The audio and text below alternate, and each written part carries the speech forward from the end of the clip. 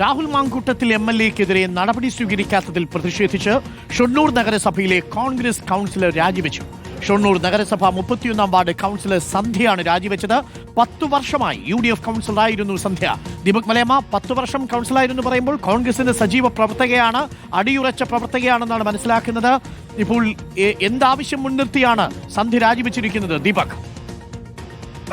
Doctor Arunkumar, Palakkad Shoranur നഗരസഭയിലെ അന്തിമഹാകാളൻചിറ 31-ാം ward കൗൺസിലറാണ് സന്ധ്യ.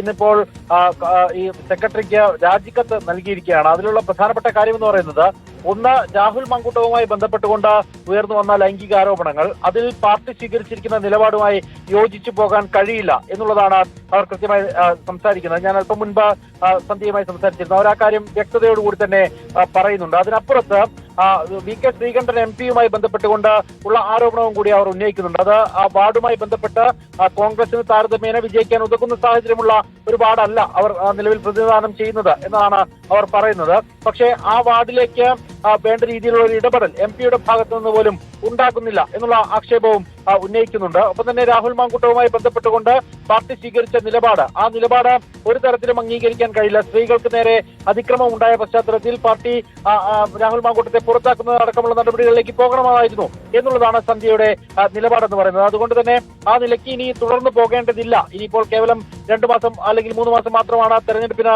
അവശേഷിക്കുന്നത്. പക്ഷെ ജനങ്ങളോട് തനിക്ക് ഉത്തരം പറയേണ്ട ബാധ്യതയുണ്ട് എന്നുള്ളതാണ് അവർ വിശദീകരിക്കുന്നത്. 2015 മുതൽ 2025 വരെ, അതായത് ഈ വർഷം വരെയാണ് അവർ കൗൺസിലർ സ്ഥാനത്തുണ്ടായിരുന്നത്. ഇതിനിടയ്ക്ക് അവർ സ്റ്റാൻഡിംഗ് കമ്മിറ്റി ചെയർപേഴ്സൺ പദവി ഉൾപ്പെടെ വഹിക്കുന്ന സാഹചര്യം ഉണ്ടായിട്ടുണ്ട്. ഇന്ന് വൈകിട്ട് 5:30 കൂടിയാണ് രാജിക്കത്ത് ഷൊർണൂർ നഗരസഭാ സെക്രട്ടറിക്ക് കൈമാറുകയും ചെയ്തിട്ടുള്ളത്. ഡോക്ടർ, കോൺഗ്രസ് കൗൺസിലർ ഇപ്പോൾ രാജിവെച്ചിരിക്കുന്നു.